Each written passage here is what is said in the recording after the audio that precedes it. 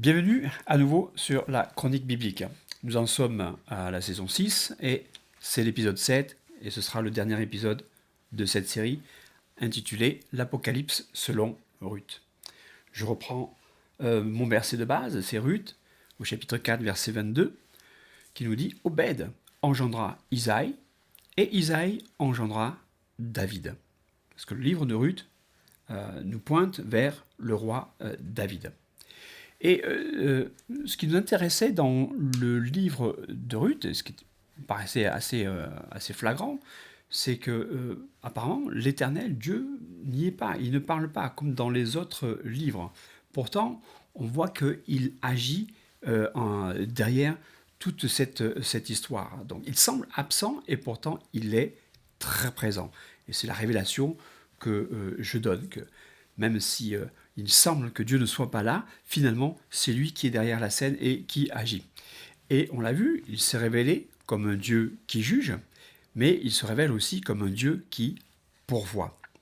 Et il agit derrière les événements afin de nous aider et de nous guider. Et ici, il va conduire tous les acteurs du livre de Ruth.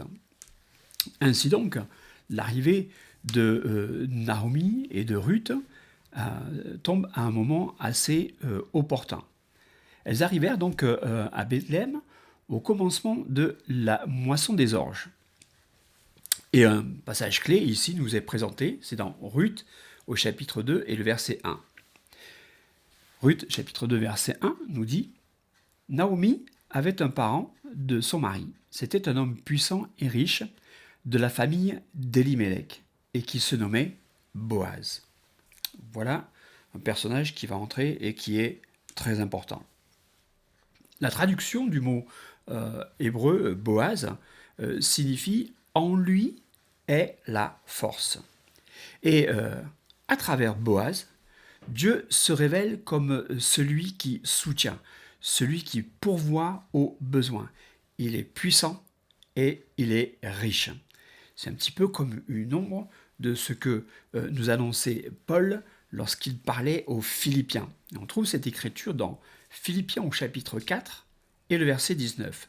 Philippiens 4, 19 nous dit « Et mon Dieu pourvoira à tous vos besoins selon sa richesse avec gloire en Jésus-Christ. » Et il peut nous arriver de passer des moments difficiles, et on le voit, toute cette histoire du livre de Ruth, qui nous donne de très bons enseignements. Lorsque une famine arrive, on voit que la famine ou l'événement en question, en fait, qui a une forte influence sur les gens du pays, ne doit pas nous faire quitter le lieu de notre bénédiction. Ici, c'était Bethléem, et vous voyez que c'était Bethléem, qui veut dire la maison du pain.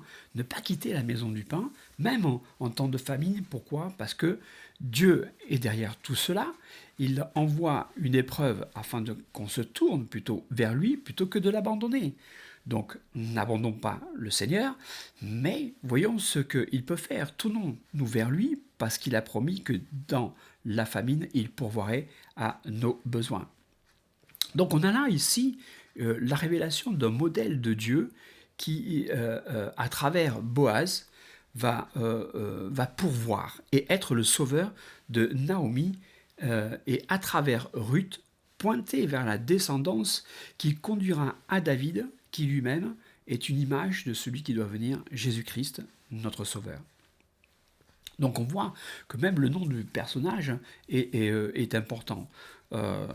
Si vous vous souvenez un petit peu, lorsque justement le fils de David a établi le temple, dans le temple il y avait 2 colonnes. Et l'une de ces colonnes était justement appelée Boaz. Les colonnes, bien sûr, sont des choses sur lesquelles on peut s'appuyer. Je ne vais pas rentrer dans tout ce qui est le temple, mais c'est ce que cette histoire en fait nous révèle. Dans nos épreuves, dans nos misères, on peut s'appuyer sur Dieu parce qu'en lui est la force. Il est Boaz. Donc, à travers Boaz aussi, Dieu va se révéler comme un Dieu de grâce et comme un Dieu de refuge.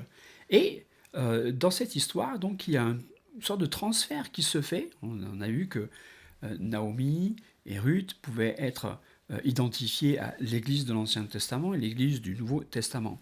Et la grâce qui était sur Naomi étant devenue amère, elle dit « Ne m'appelez plus Naomi, appelez-moi Mara ». Cette grâce va aller vers Ruth. Et on va voir cela parce que Ruth elle-même en parle, et nous voyons cela dans Ruth chapitre 2, verset 2.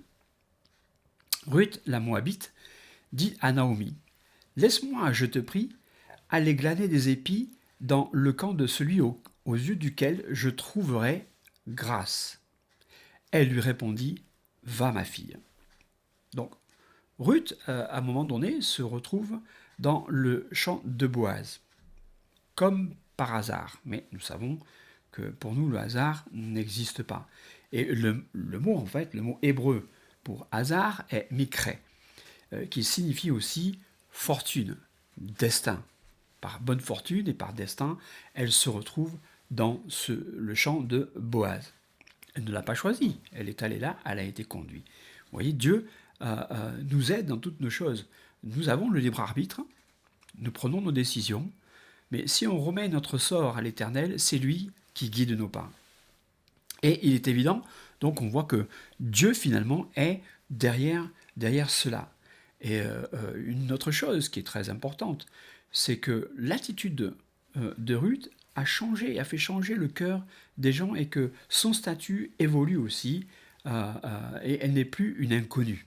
Ce qu'elle a fait pour Naomi est devenu connu. C'est pour ça que Boaz lui-même était au courant de la chose. Et il se trouve qu'il est là lui aussi et qu'il voit Ruth, et on lui dit que c'est cette fameuse Ruth qui a aidé Naomi. Et il va commencer donc à s'intéresser à Ruth, et va participer à l'intégration de Ruth, et va lui faire grâce. Boaz lui fait grâce, et on voit ça dans Ruth au chapitre 2 et le verset 10. Ruth chapitre 2 verset 10 nous dit « Alors elle tomba sur sa face et se prosterna contre terre, et elle lui dit « Comment ai-je trouvé grâce à tes yeux pour que tu t'intéresses à moi qui suis une étrangère ?» Et là, on peut s'identifier, parce que nous savons que Naomi vient du peuple de Dieu, du peuple élu. Comment se fait-il que nous, les païens, avons trouvé grâce aussi aux yeux de Dieu? C'est certainement aussi à cause de l'attitude que nous avons envers l'Église de l'Ancien Testament, envers les Juifs. Attention à notre attitude envers les Juifs. On doit avoir une bonne attitude envers eux, afin que la grâce qui est sur eux vienne aussi sur nous. Et nous avons obtenu cette grâce à travers Christ qui devait venir. Vous voyez, comme quoi le livre de Ruth est très important, et les révélations en fait qu'il nous donne, et comment on peut le lire d'une manière tout à fait différente. Donc ça doit nous rappeler que de la même manière, c'est par la grâce que Christ nous a fait entrer dans la maison de Dieu et être des enfants de Dieu. Et on voit cette écriture dans Éphésiens. Éphésiens nous rappelle cette grâce et cette élection à nous qui sommes des païens. Éphésiens au chapitre 2, verset 8 et le verset 19. Éphésiens chapitre 2, verset 8 et verset 19. « Car c'est par la grâce que vous êtes sauvés, par le moyen de la foi, et cela ne vient pas de vous, c'est le don de Dieu. Ainsi donc, vous n'êtes plus des étrangers ni des gens du dehors, mais vous êtes concitoyens des saints, gens de la maison de Dieu. » Non seulement Ruth a trouvé grâce auprès de Boaz, mais Boaz aussi la loue de s'être mis sous la protection de l'Éternel. Et c'est le seul passage quasiment où on parle de l'Éternel. Mais l'Éternel lui-même ne parle pas dans le livre. Mais les gens en parlent, et voici ce que dit Boaz à Ruth dans Ruth, chapitre 2, verset 12 cette fois-ci. Il dit « Que l'Éternel te rende ce que tu as fait, et que ta récompense soit entière de la part de l'Éternel, le Dieu d'Israël, sous les ailes duquel tu es venu te réfugier. » Voilà aussi un élément important pour nous, c'est lorsque nous avons des épreuves, lorsque nous avons des difficultés, des adversités auxquelles on fait face, il est bon de venir se réfugier sous les ailes de l'Éternel. C'est ce que nous dit aussi le roi David dans un de ses psaumes, le psaume 91. Psaume 91, verset 4. David nous encourageait et nous dit « Il te couvrira de ses plumes et tu trouveras un refuge sous ses ailes. Sa fidélité est un bouclier et une cuirasse. » Donc alors que les choses avancent pour Ruth, Boaz va faire un geste qui est symbolique et à l'image de ce psaume 91. Mais avant cela, un autre signe fort est donné par l'invitation de Boaz envers Ruth à partager le repas. Et c'est comme une ombre de la Sainte Seine qui devrait venir, ou comme une ombre des noces de l'agneau qui viendront encore bien plus tard. Dans Ruth au chapitre 2 et verset 14. Au moment du repas, Boaz dit à Ruth « Approche, mange du pain et trempe ton morceau dans le vinaigre. » Et elle s'assit à côté des moissonneurs, et on lui donna du grain rôti. Elle mangea et se rassasia, et elle garda le reste. Bien sûr, toute cette image, si on veut bien la comprendre, si je parle de la Sainte Seine, parce que c'est qu'une image, bien sûr, c'est pas un modèle extrêmement fidèle, mais c'est une image de cela.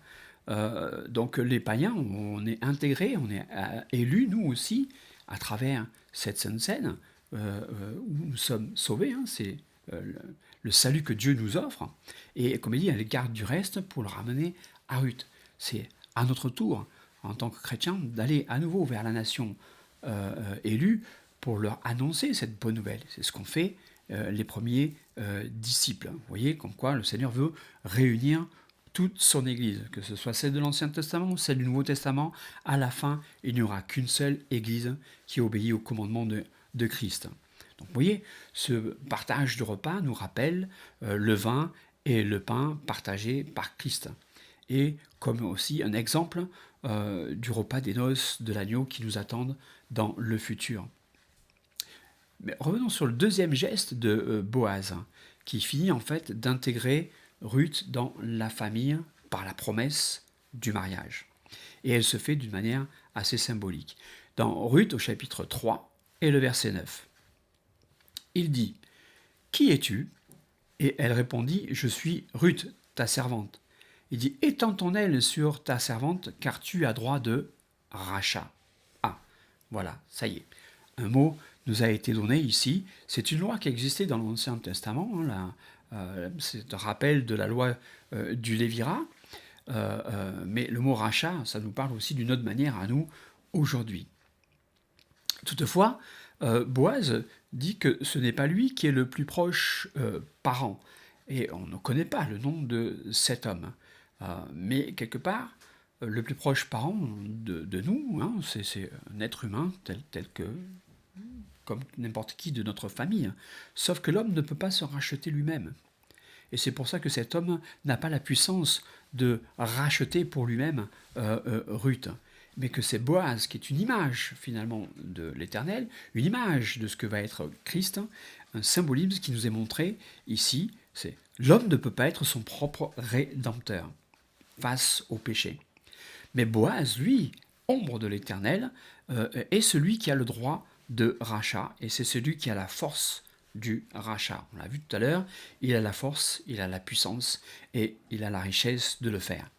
Et il est évident que ça, c'est une image de l'œuvre de Jésus-Christ que le Seigneur fera plus tard lorsqu'il mourra à la croix. Mais le livre de Ruth nous montre ici une révélation de Dieu comme étant notre Rédempteur.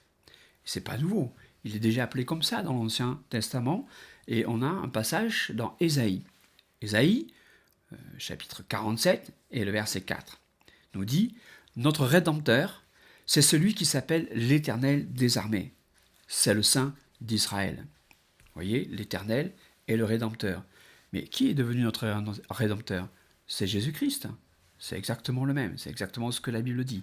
L'Éternel a dû se faire chair, devenir Jésus-Christ, pour être véritablement notre Rédempteur. Pas simplement une image de ce qu'il est, de la puissance qu'il a. Il est venu lui-même offrir sa vie en sacrifice afin de nous redonner la vie. Le livre de Ruth nous conduit encore et nous montre Boaz donc sous cet aspect de sauveur à travers la loi du Lévira comme étant le Rédempteur, celui qui a droit de rachat, comme Christ nous a rachetés du péché. Et bien sûr, il est l'image de l'époux de la future Église, par son mariage avec Ruth. Le caractère de Boaz aussi se montre et se révèle dans cette affaire, et ça nous révèle aussi un petit peu le caractère de Dieu. Et on voit ça dans Ruth au chapitre 3 et au verset 18. Ruth, chapitre 3, verset 18, nous dit « Et Naomi dit, « Sois tranquille, ma fille, jusqu'à ce que tu saches comment finira la chose, car cet homme ne se donnera point de repos qu'il n'ait terminé cette affaire aujourd'hui. » Ça nous parle à nous encore, parce que Dieu veut nous sauver tous. Et tant qu'on peut dire encore aujourd'hui, n'endurcissons pas notre cœur, parce que Dieu veut nous sauver. Oui, mais ça fait plus de 2000 ans que vous dites cela. Comptons sur la promesse de Dieu et regardons ce que la parole de Dieu nous dit. Dans 2 Pierre, au chapitre 3 et au verset 9. 2 Pierre 3, 9 nous dit « Le Seigneur ne tarde pas dans l'accomplissement de la promesse, comme quelques-uns le croient. Mais il use de patience envers nous, ne voulant qu'aucun périsse, mais voulant que tous arrivent à la repentance. » Vous voyez, exactement comme Boaz, le Seigneur est patient et il ne tarde pas dans cette affaire-là. Au contraire, il voudrait même accélérer les choses, mais il veut perdre aucun de ses enfants. Voilà pourquoi il use de patience envers nous. Et le cri que nous devons avoir, c'est exactement le même cri qui se trouve à la fin du livre de l'Apocalypse, où l'Esprit et l'Église dit « Viens Seigneur Jésus ». Et c'est une réponse à ce que le Christ lui-même disait « Je viens bientôt ». Le Seigneur revient bientôt. Et l'Église et l'Esprit disent « Viens Seigneur Jésus ». Nous l'attendons ardemment. Vous voyez, le Seigneur use de patience parce qu'il veut sauver un maximum de personnes. Et malgré les épreuves qui peuvent nous entourer, Dieu est toujours là, Dieu est toujours avec nous, mais est-ce que nous le reconnaissons comme Dieu ou est-ce que nous le fuyons? Ou est-ce que, comme dans le livre de l'Apocalypse, nous pointons du doigt vers lui et on l'accuse des maux qui viennent sur nous? Non, on ne peut pas accuser Dieu. Il est juste, il est un juste juge et il veut nous sauver tous. Le salut vient des Juifs et le salut des Juifs et des païens est montré ici dans le livre de Ruth. J'ai dit tout à l'heure que Ruth et Naomi étaient arrivés à un moment très particulier. Le chapitre 2 finit par ce verset. Ruth 2, 23 nous dit, en parlant de Ruth, « Elle resta donc avec les servantes de Boaz pour glaner jusqu'à la fin de la moisson des orges et de la moisson du froment. Et elle demeurait avec sa belle-mère. » C'est une belle image qui nous est donnée ici. Il y a d'autres parallèles, bien sûr, avec des écritures auxquelles on peut penser que le Seigneur nous a donné une prière à faire, c'est une des rares qui nous est donnée de faire, que lui-même a demandé que nous fassions, c'est de prier le maître de la moisson, d'envoyer des ouvriers dans la moisson. Et si j'attire votre attention là-dessus, parce que c'est une révélation qui est donnée aussi dans le livre de Ruth, c'est que la moisson des orges, la première moisson, c'est celle du peuple juif. Et on a vu que, parce qu'ils ont rejeté, nous les païens, on a été greffés ensuite. Et c'est la deuxième moisson, c'est celle du froment. Mais la moisson est un ensemble. Elle n'est pas finie. Le Seigneur veut sauver tout le monde. Vous voyez, elle est demeurée du temps de la moisson des orges jusqu'à la fin de la moisson du froment. Et elle demeurait avec sa belle-mère. Donc il y a une unité à la fin. À la fin de la moisson, on voit bien qu'il y a cette unité entre les deux églises, Israël et les païens, dont nous sommes. les chrétiens. Et on veut parler de cette moisson et on est content de la moisson et on est toujours dans la moisson. Et aujourd'hui, la moisson, elle est devant nous. Prions le Seigneur qu'il envoie des ouvriers dans la moisson afin de rassembler une seule et même Église. Prions-le avant que vienne la vendange. Parce que la vendange, c'est une autre histoire. La vendange est une autre affaire. La vendange, c'est toujours par rapport à la colère de Dieu envers ceux qui n'auront pas été moissonnés. Je m'arrête ici. Vous avez vu que dans le livre de Ruth, on peut le lire finalement d'une autre façon et que des révélations nous ont été données. Et j'espère que vous avez apprécié toutes ces révélations du livre de Ruth. Et bien sûr, moi je vais faire une pause café. En attendant, si vous avez aimé, mettez un pouce. Si vous avez des commentaires, n'hésitez pas, écrivez. Et bien sûr, partagez. Le temps de faire à nouveau une pause café et on se retrouvera pour une autre série. Et je vous dis à bientôt.